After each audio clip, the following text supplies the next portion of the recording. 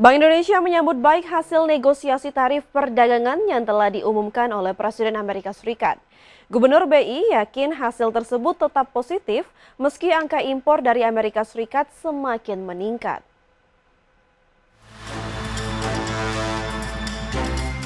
Gubernur Bank Indonesia Peri Warjio buka suara terkait keputusan negosiasi tarif yang diumumkan Presiden Amerika Serikat Donald Trump untuk menurunkan tarif impor untuk barang-barang asal Indonesia dari 32% menjadi 19%. Gubernur Bank Indonesia Peri Warjio menjelaskan bahwa secara keseluruhan hasil kesepakatan tersebut akan berdampak positif terhadap prospek ekonomi dan juga terhadap pasar keuangan. Meski perundingan ini akan meningkatkan impor, namun Bank Indonesia yakin besarnya impor bahan baku yang produktif akan juga mendorong pertumbuhan ekonomi ke depan, baik investasi maupun secara sektor yang lain. Hasil perundingan ini akan meningkatkan impor, tapi tentu saja kita lihat importnya yang produktif, yang tentu saja akan juga mendorong pertumbuhan ekonomi ke depan, baik investasi maupun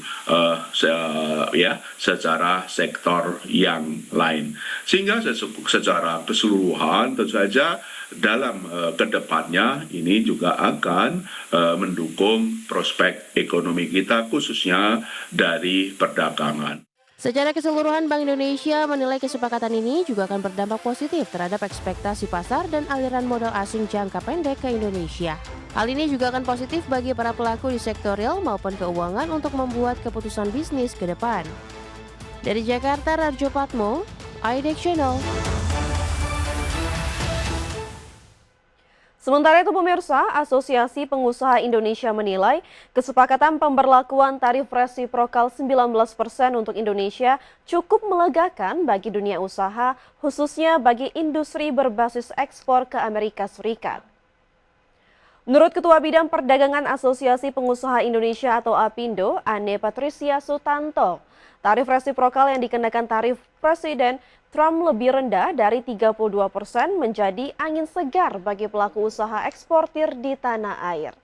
Terlebih lagi, penurunan tarif resiprokal menjadi 19% ini membuka ruang untuk peningkatan produktivitas industri manufaktur agar mampu berdaya saing di tingkat global, khususnya bagi pasar ekspor Amerika Serikat.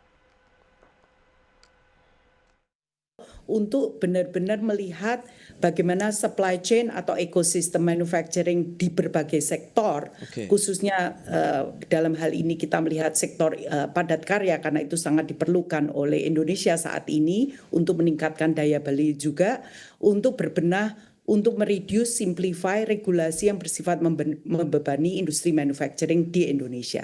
Sehingga kita juga nggak perlu khawatir nantinya bagaimana kita berdaya saing di ASEAN, di Asia, maupun di negara-negara tradisional atau non-tradisional yang dimana pemerintah Indonesia sudah mempunyai free trade agreement with atau mempunyai. Menteri Pertanian Andi Amran Sulaiman mengungkapkan bahwa sejumlah merek beras oplosan telah menarik produknya dari peredaran. Meski demikian, Kementan tetap mengambil langkah hukum dengan mengirimkan surat ke aparat penegak hukum, termasuk kepolisian dan Kejaksaan Agung.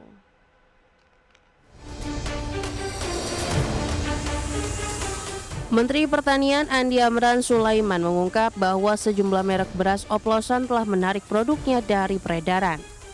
Beberapa di antaranya juga sudah melakukan penyesuaian harga agar sesuai dengan standar yang berlaku. Ia menyebut bahwa uji sampel dilakukan terhadap 268 merek beras yang tersebar di seluruh Indonesia. Meski demikian, Kementan tetap mengambil langkah hukum dengan mengirim surat ke aparat penegak hukum termasuk kepolisian dan Kejaksaan Agung. Amran menyampaikan bahwa sejauh ini telah dilakukan pemeriksaan terhadap 26 merek. Ada beberapa pengusaha beras yang sudah menarik dan mengganti sesuai HET dan juga sesuai dengan harga sesuai dengan mutu. Kami temukan di Jawa Timur kemarin. Kami terima kasih. Jadi ini baik untuk kita semua, baik untuk masyarakat, baik untuk petani, baik untuk Indonesia, untuk Merah Putih. Sementara itu Komisi 4 DPR RI Siti Hediati Haryadi atau Titik Soeharto mendesak agar perusahaan pelakunya diberi sanksi tegas. Kami minta supaya Menteri Pertanian menindaklanjuti ini. Kalau memang ada yang nakal itu ada dari perusahaan, apalagi perusahaan besar itu supaya ditindak, paling tidak dikasih efek jerah supaya hal seperti ini tidak terulang kembali.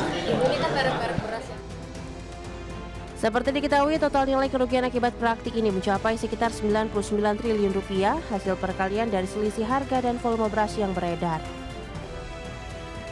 Dari Jakarta, Abdul Aziz Sutrisno, IDX Channel.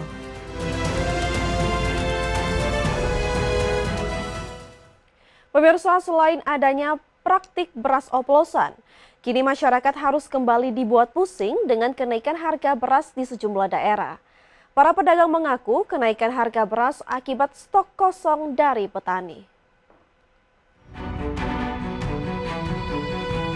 Selain adanya praktik beras oplosan, kini masyarakat harus kembali dibuat pusing dengan harga beras yang merangkak naik seperti yang terjadi di pasar tradisional Kota Cimahi, Jawa Barat. Pedagang menjual beras jenis medium di angka Rp14.000 per kilogram, sementara jenis premium mencapai Rp16.000 per kilogram.